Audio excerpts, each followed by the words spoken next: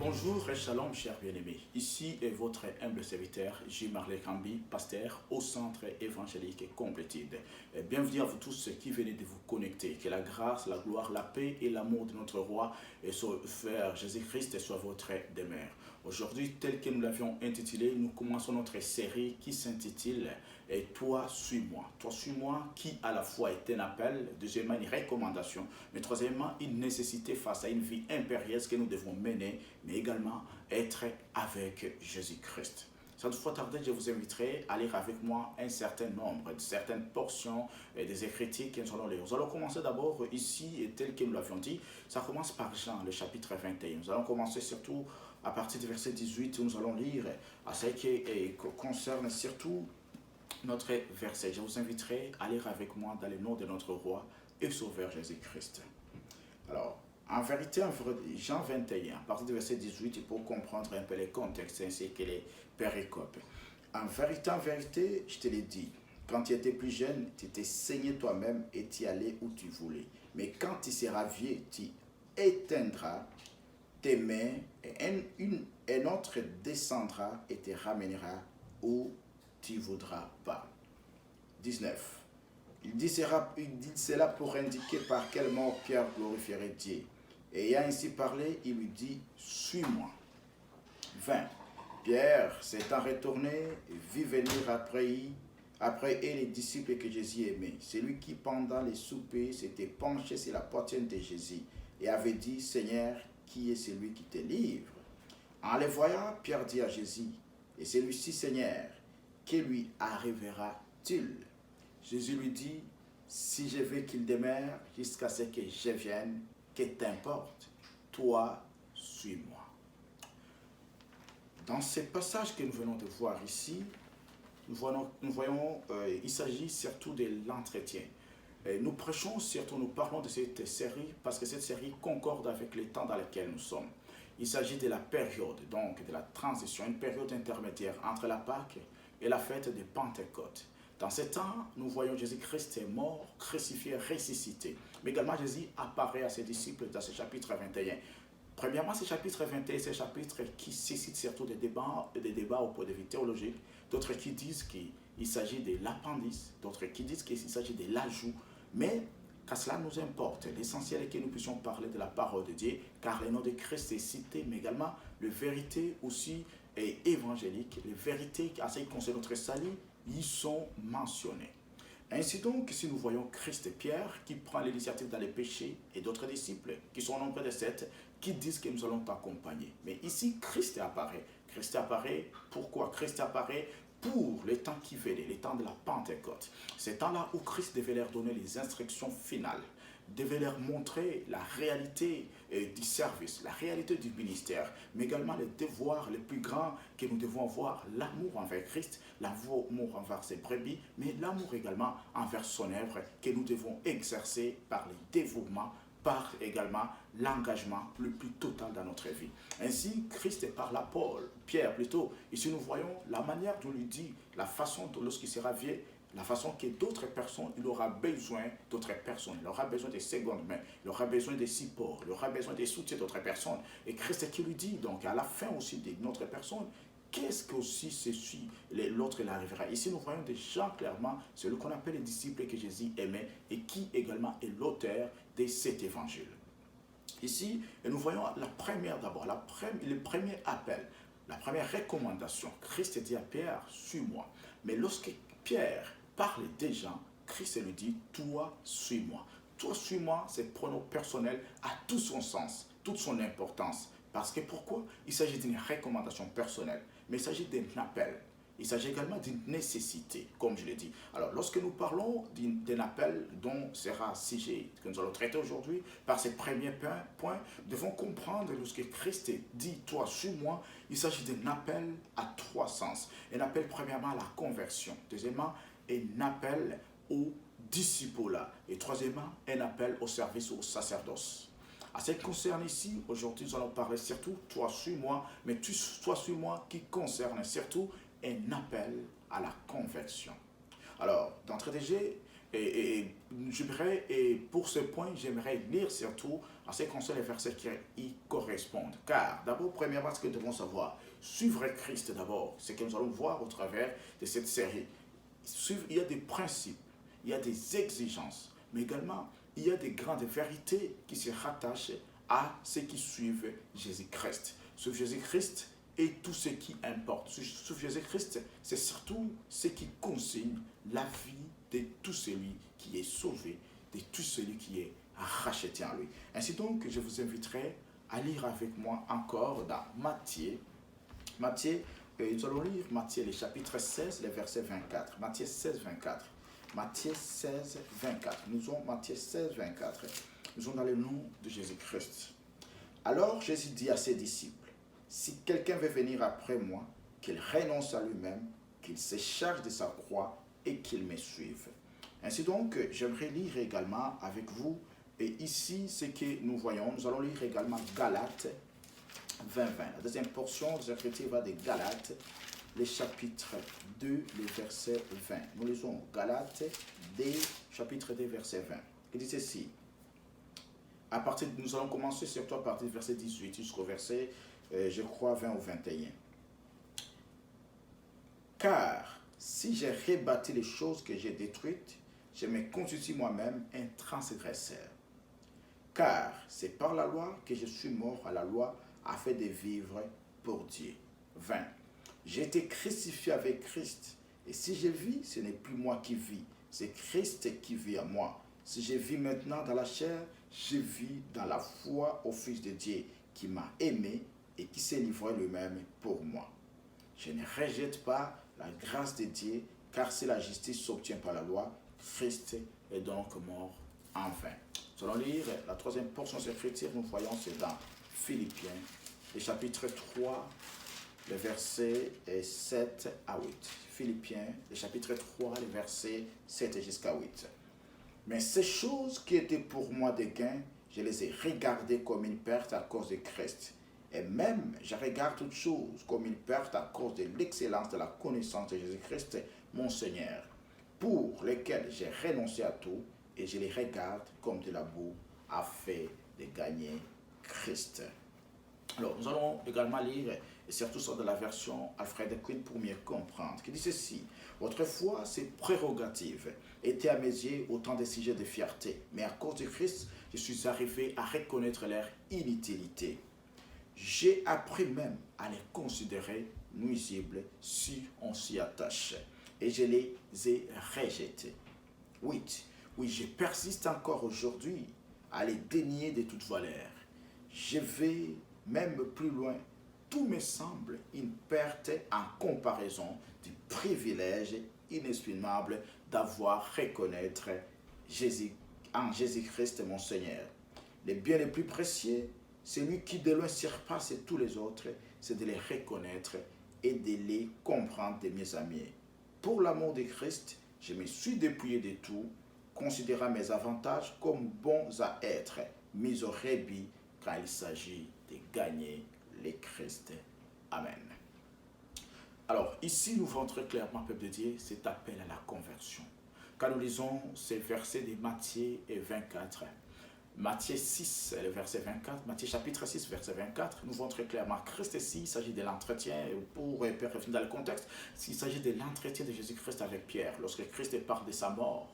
Pierre qui s'attriste et qui s'appelle que cela ne t'arrivera pas. Christ qui lui dit, arrière de moi, Satan, car ces pensées, ce ne sont que des pensées humaines, non pas les pensées de Dieu. Et il lui parle très clairement les exigences pour suivre Christ. Donc, lorsque Christ dit, toi, suis-moi, il y a des exigences de Dieu. Et ces exigences, nous les voyons, ils sont au nombre de 3. Premièrement, Christ nous appelle à un renoncement total.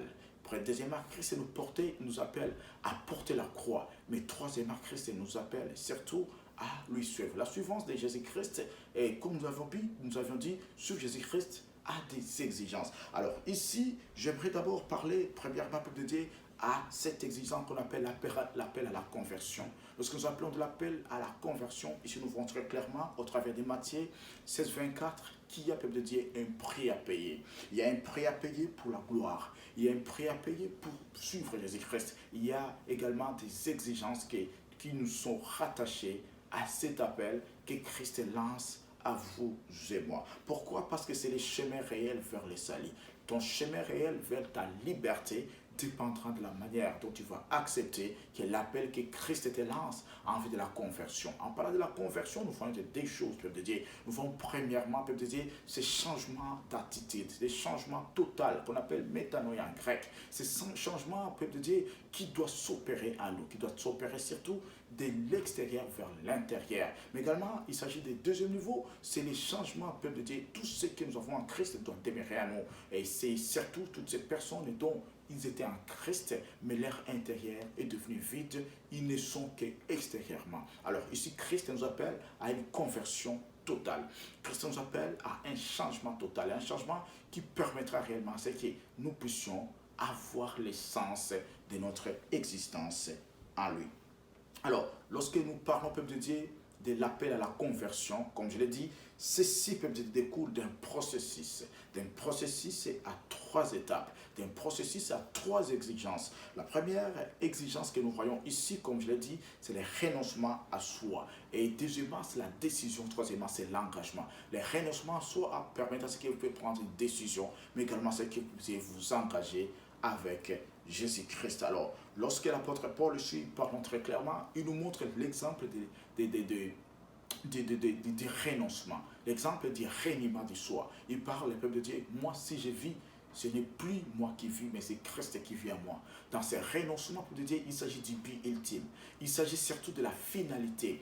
C'est que Christ puisse vivre en nous, que nous ne puissions pas vivre de nous-mêmes, que nos centres d'intérêt, que nos intérêts, que nos personnalités, que tout ce que nous avons, où Christ n'est pas associé, soit mis au rébit, soit mis au rencard, soit jeté dans la poubelle, mais également soit effacé totalement, que nous puissions nous séparer de toutes ces choses pour que réellement Christ puisse prendre sa place, puisse jouer son rôle, mais également il puisse exercer sa souveraineté sur nous. Ainsi, nous pouvons dire, comme l'apôtre Paul dit dans Philippiens 3, 7 à 10, que toutes ces choses que nous considérions comme des gains, toutes choses que nous considérons comme étant importantes, sont devenues comme, peuple de Dieu, la boue. Et dans toute version, on dit sont considérées comme, peuple de Dieu, caca, sont considérées, peuple de Dieu, comme des vomisseurs, sont devenues comme des choses qui sont inutiles, qui n'ont aucune inutilité dans notre vie. Alors, ainsi, lorsque nous parlons, peuple de Dieu, du renoncement à soi, ce que nous devons comprendre, c'est quoi? Le reniement à soi, peuple de Dieu, doit être tout ce qui est comme centre d'intérêt de notre vie. Alors, ceci requiert surtout 3 principes à connaître.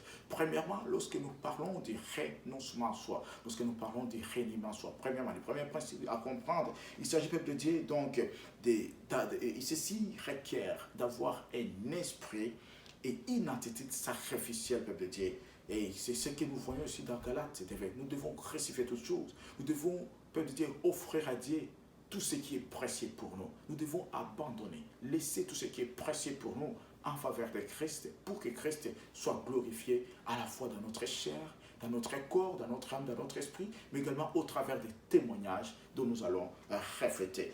Peuple de Dieu, un esprit et une attitude sacrificielle. Peuple de Dieu, ceci, nous devons saisir suite à 3 choses. Premièrement, il s'agit d'abandonner tout ce qui est précieux à nos yeux, mais qui est inutile et dérisoire pour Christ. Et deuxièmement, il s'agit de crucifier la chair, de crucifier ses envies et ses passions, de crucifier tout ce qui nous rattache à la chair, comme nous pouvons le voir dans Galates 5, 24 à 25, peuple de Dieu. Pour Christ, l'apôtre Paul dit, j'ai crucifié la chair et ses désirs et ses passions. J'ai crucifié tout ce qui est inutile pour moi. J'ai crucifié tout ce qui m'est attaché au monde, tout ce qui m'est lié, peuple de Dieu, à ce qui est inutile à Christ. Alors, ceci nous impose surtout 3 exigences. Premièrement, la première chose que nous devons savoir lorsque nous parlons du renoncement à soi, il s'agit du détachement à certains principes, à certaines personnes, afin de s'attacher uniquement à Christ et de s'attacher surtout à la vérité de sa parole, à la vérité de l'évangile, et ceci d'une manière qui soit constante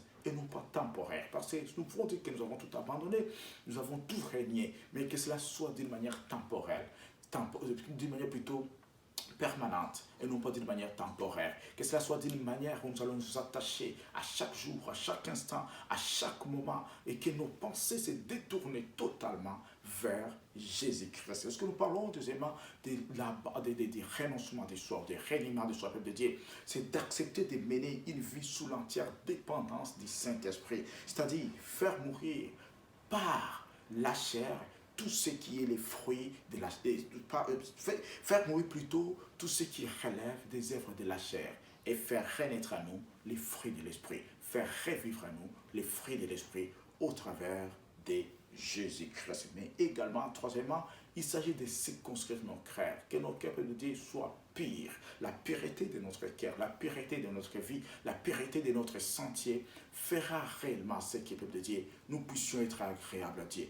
Christ, peuple de Dieu, vous appelle, nous interpelle à nous, à ce que nous puissions avoir une réelle conversion, à ce que nous puissions avoir un réel changement d'attitude, à ce que nous puissions avoir un réel changement de tout notre être et que nous puissions tourner les regards vers lui, que nous puissions tourner notre vie vers lui, que nous puissions tourner tous ceux qui sont à nous vers lui, pour que lui-même il puisse régner, pour que lui-même il puisse dominer, pour que lui-même il puisse prendre place en toutes choses, peuple de Dieu, que dans nos décisions, dans nos changes, dans nos sentiers, dans nos choix, que Christ, peuple de Dieu, soit celui qui doit régner, qui doit dominer et qui doit également exercer sa pleine et entière souveraineté sur nous. Alors, c'est quoi le but ici? Peuple de Dieu, dans chaque renoncement, dans chaque reniement de soi, il doit y en avoir un but, peuple de Dieu. Il doit y en avoir un but. Le but, c'est quoi? Le but, peuple de Dieu, si dans notre renoncement, c'est le fait de pouvoir démontrer réellement et manifester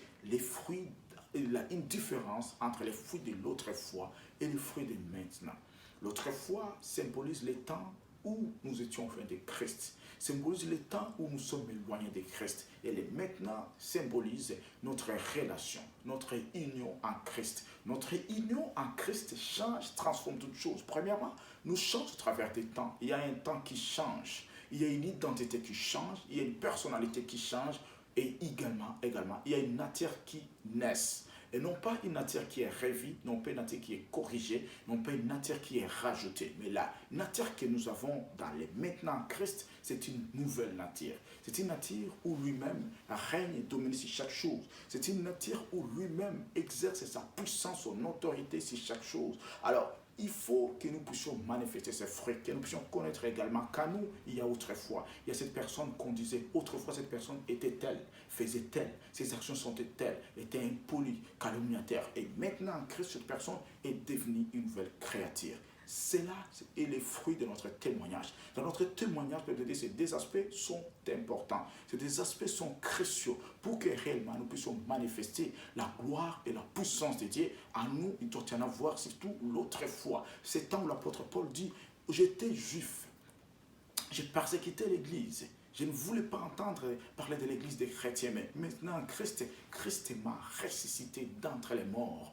Christ m'a sauvé. Christ m'a rapproché de lui. Ce n'est plus moi qui vis, c'est Christ qui vit en moi. Peuple de Dieu, que cela soit votre credo. Regarde ta vie, regarde tes attitudes, regarde ce que tu vis, la manière dont tu t'es conduit. Est-ce que réellement en toi, il y a l'autrefois et il y a le maintenant? Est-ce qu'en toi réellement, il y a cette conversion véritable? En toi, il y a ces changements d'attitude. En toi, il y a ces renoncements véritables. En toi, peuple de Dieu, Christ règne et domine, exerce sa souveraineté dans ta vie. Regarde la manière, surtout ta relation avec Christ. Ta relation avec Christ déterminera ton renoncement.